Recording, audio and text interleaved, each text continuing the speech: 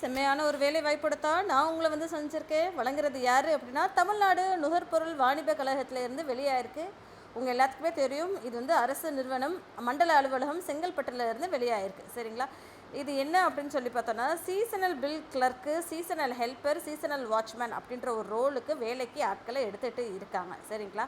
So Tamil Nadu நுகர்பொருள் வாணிப கழகம் செங்கல்பட்டு மண்டலத்தில் நேரடி நேர்கொள்முதல் நிலையங்களில் பணிபுரிய பருவகால காலி பணியிடங்கள் முதுநிலை மண்டல மேலாளர், மண்டல அலுவலர், தமிழ்நாடு நுகர்பொருள் வாணிப கழக மாவட்ட ஆட்சியர் அலுவலகம் 2 அப்படின்றது வந்து வெளியாயிருக்கு. சரிங்களா? இதில் அவங்க என்ன கேட்குறாங்க அப்படின்னு சொல்லி பார்த்தோம் அப்படின்னா, கல்வி சான்று, ஜாதி சான்று, வேலைவாய்ப்பு அலுவலக பதிவு செய்ததற்கான சான்று, குடும்ப அட்டை, இருப்பிட சான்று, அப்புறம் வயது உறுதி சான்று, ஆதார் அட்டை மற்றும் முன்னாள் இராணுவ வீரராக இருப்பின் அதற்குரிய சான்று ஆகியவற்றை நீங்கள் வந்து எடுத்துகிட்டு வாங்க அப்படின்ற மாதிரி சொல்லியிருந்திருக்காங்க. Tamil Nadu civil supplies corporation manual on paddy procurement அப்படின்ற மாதிரி அவங்க சொல்லியிருந்திருக்காங்க. ஓகேங்களா?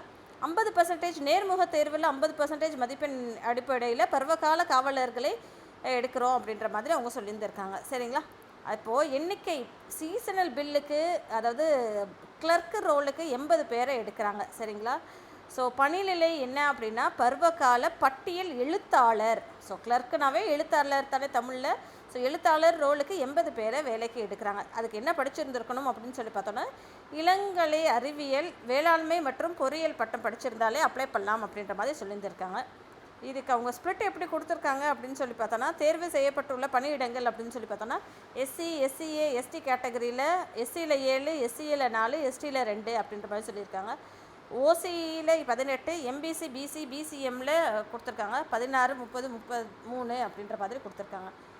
வயது வரம்பு அப்படின்னு சொல்லி பார்த்தோன்னா, வயது 37 தாண்டி இருக்கக்கூடாது, 34 தாண்டி இருக்கக்கூடாது. எம்பிசி, பிசி, பிசிஎம்மில் ஓசி கேட்டகரியில் 32 தாண்டி இருக்கக்கூடாது அப்படின்ற மாதிரி சொல்கிறாங்க. சரிங்களா? அடுத்த ரோல் பருவகால உதவுபவர் அப்படின்ற ஒரு ரோலுக்குமே 12ஆம் வகுப்பு படிச்சிருந்தாலே போதும் அப்படின்ற மாதிரி சொல்லியிருக்காங்க. இதுக்கு நீங்கள் வந்து வயது அப்படின்னு சொல்லி பார்த்தோன்னா, எஸ்சி, எஸ்சிஏ, எஸ்டியில் 37 அப்படின்ற மாதிரி சொல்லியிருக்காங்க. எம்பிசி, பிசி, பிசிஎம்மில் 34 வயசு, ஓசியில் 32 வயசு அப்படின்ற மாதிரி சொல்லியிருந்திருக்காங்க. சரிங்களா? இதே 8ஆம் வகுப்பு வரை தேர்ச்சி பெற்றிருந்தீங்கன்னா நீங்கள் வாட்ச்மேன் வேலைக்கு போகலாம். அதுவுமே 80 பேரை எடுக்கிறாங்க. சரிங்களா? ஸோ அதுக்குமே அதே மாதிரி தான். எஸ்சி, எஸ்சிஏ, எஸ்டி கேட்டகரியில் 37 வயசு, எம்பிசி, பிசி, பிசிஎம்மில் 34 வயசு, ஓசியில் 32 வயசுன்ற மாதிரி எடுக்கிறாங்க.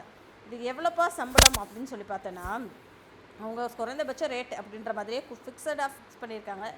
மினிமம் வேஜஸ் என்ன அப்படின்னா, டிஏயில் வந்து 5285 ரூபா, டிஏயில் 5087 ரூபா அப்படின்ற மாதிரி சொல்லியிருந்திருக்காங்க. சரிங்களா?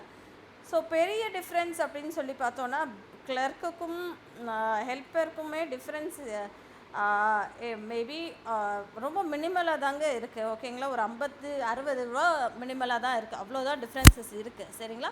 ஸோ விண்ணப்பிக்க வேண்டிய கடைசி நாள் அப்படின்னு சொல்லி பார்த்தோன்னா 7/10/2025 அப்படின்ற மாதிரி சொல்லியிருக்காங்க. பிற்பகல் 5 மணிக்குள் நீங்கள் வந்து அப்ளை பண்ணணும் அப்படின்ற மாதிரி சொல்லியிருந்திருக்காங்க. சரிங்களா மக்களே? இந்த மாதிரி ரெகுலராக நீங்கள் தெரிஞ்சுக்கணும்னு ஆசைப்பட்டீங்கன்னா மறக்காமல் சேனலை சப்ஸ்கிரைப் பண்ணிக்கோங்க. நன்றி மக்களே.